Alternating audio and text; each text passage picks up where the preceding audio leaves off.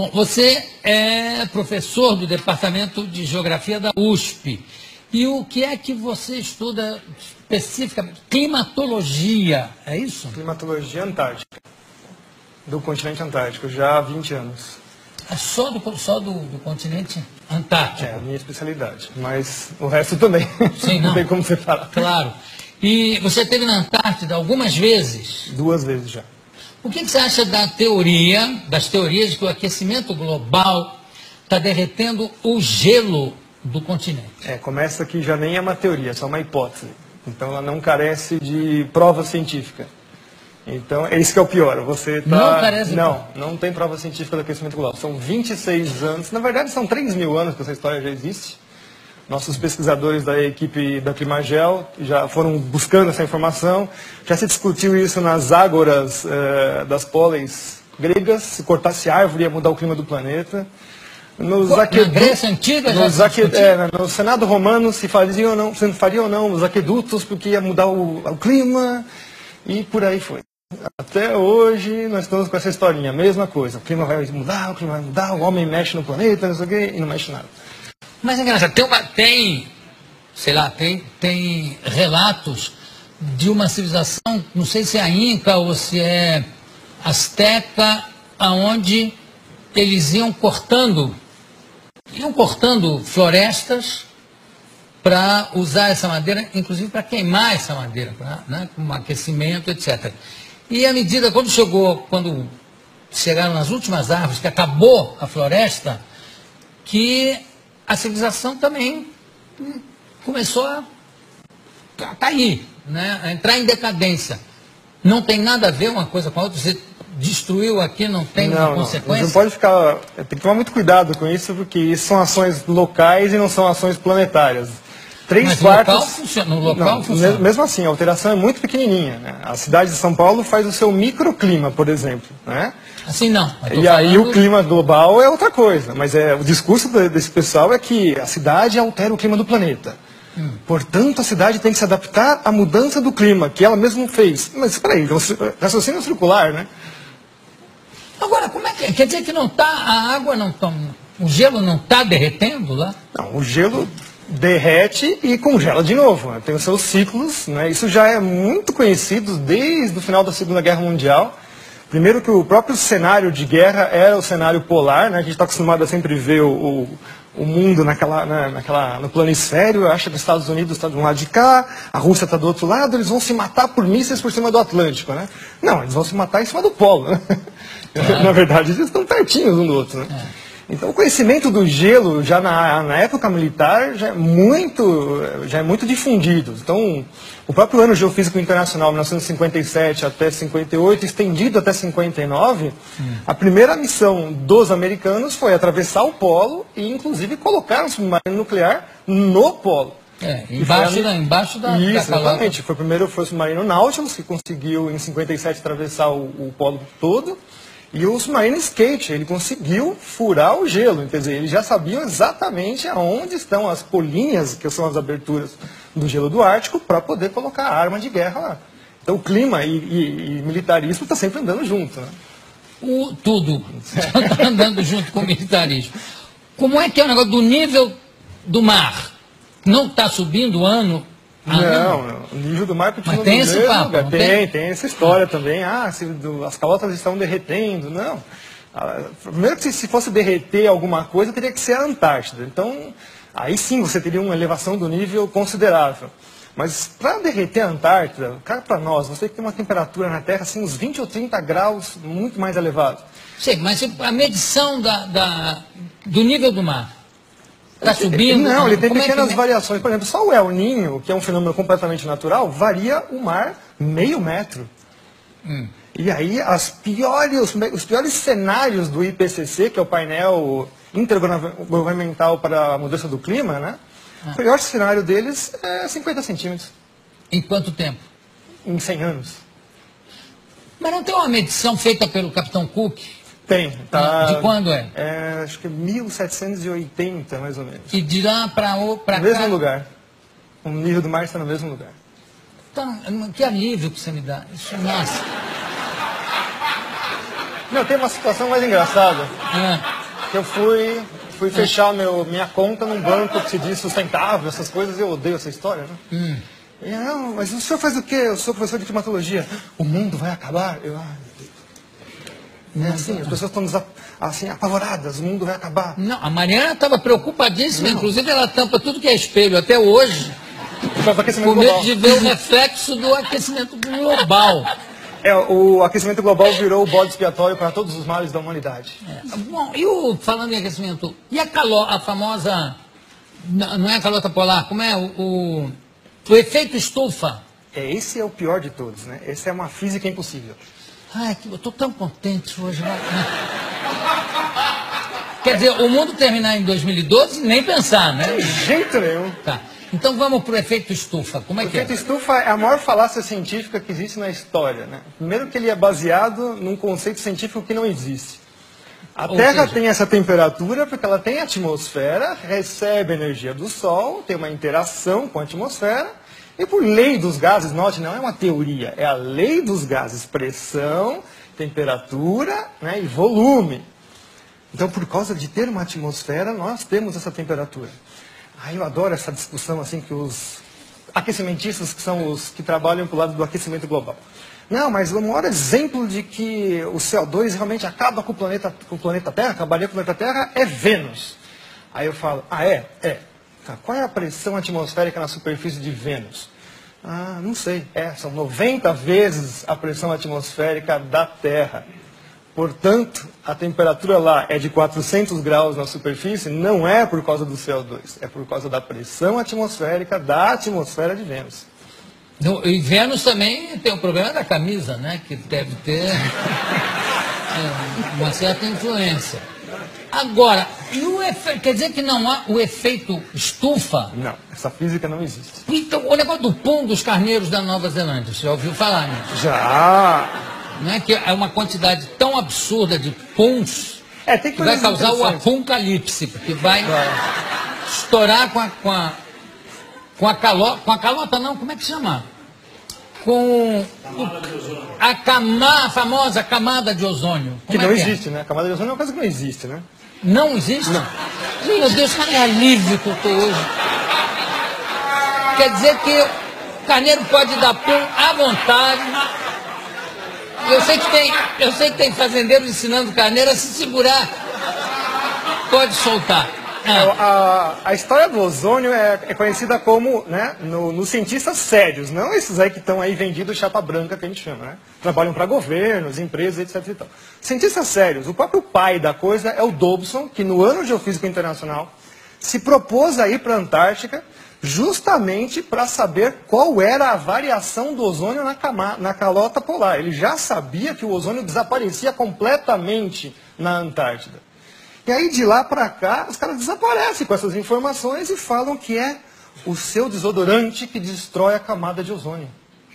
Nossa! Nunca mais eu pego um sujeito fedendo, que eu brigar com ele para botar um desodorante. Aí quando você vai ver o que acontece, é a quebra das patentes dos CFCs, os gases refrigerantes. Então, em 87, começam a terminar as patentes, elas começam a se tornar públicas, você não precisa mais pagar royalties para elas.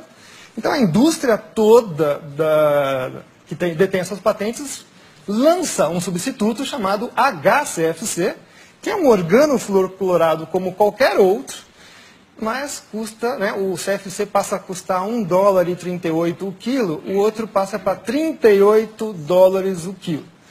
Mas a grande vantagem é que ele não funciona em nenhuma das geladeiras anteriores, ar-condicionado e tudo mais. Então, é extremamente sustentável. Você tem que vender, jogar tudo fora e comprar tudo novo.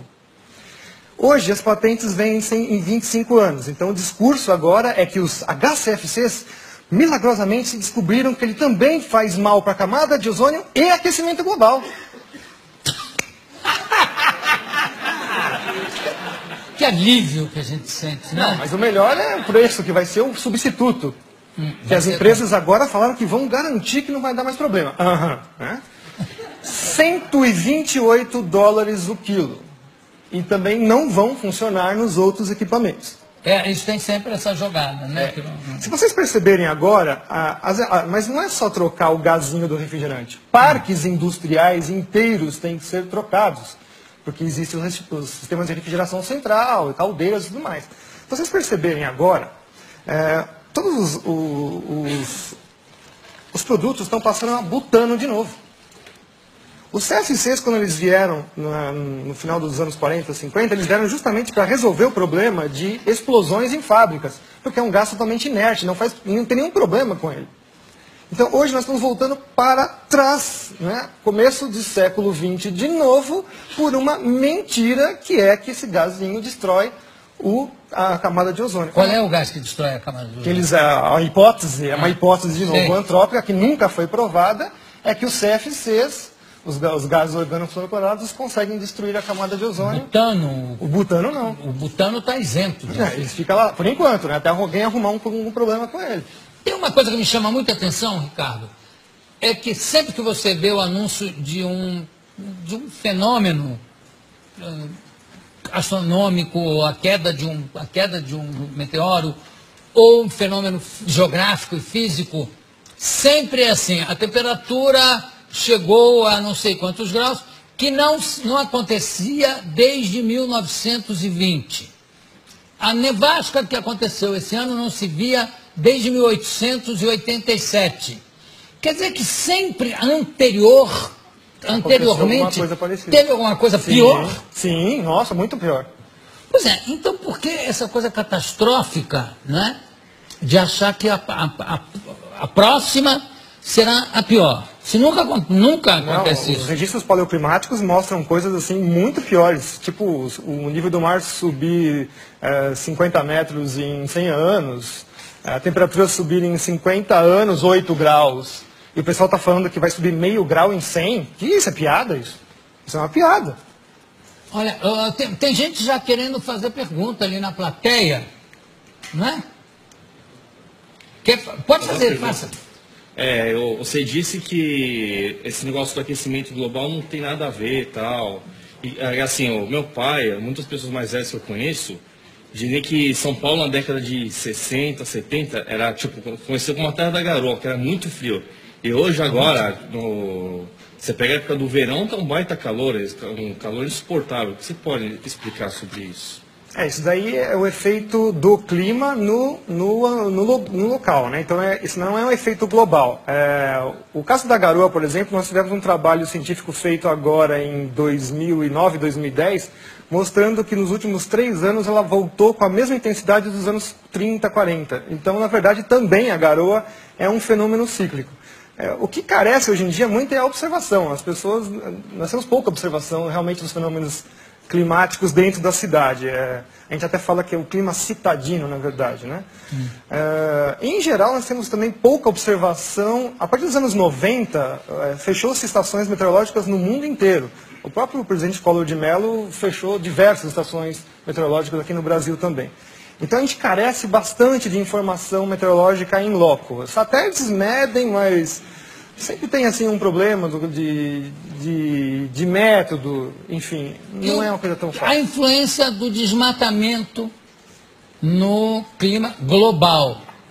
Não existe. Não, infelizmente. Não existe? Não. E no clima local? Mais ou menos.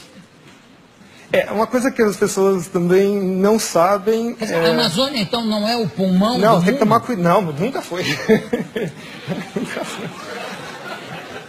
Nunca foi. Essa teoria já foi derrubada nos anos 80. Já. Não são é nem oceanos. A pleura, nada? Não, são os oceanos. E não tem influência, o desmatamento não tem influência no clima? Tem que tomar cuidado com isso, porque quando eu falo isso, significa que eu estou autorizando a destruir a floresta. Não, de forma... Mas a gente tem que tomar cuidado, porque o aporte do ambientalismo é esse contra as pessoas que falam, negam a hipótese do aquecimento global. Né? Então, você mistura tudo dentro de um saco de gatos. Você fala, tá vendo? Esse cara está autorizando a gente destruir a floresta. Não, a Amazônia está lá, não é para ser destruída. Aliás, eu acho que nem é possível destruir a Amazônia, porque grande parte dela está plantado embaixo, quer dizer, é embaixo d'água, você para chegar na raiz, seria, né? São 6.000 quilômetros desse novo aquífero que descobriram embaixo da Amazônia. Ganha do aquífero Guarani. Recentemente descoberto. Eu não faço ideia do que seja 6.000 quilômetros. Deve ser importantíssimo. Porque 6.000 quilômetros... Haja aquífero aí. E o negócio da floresta, como é que é a floresta da chuva?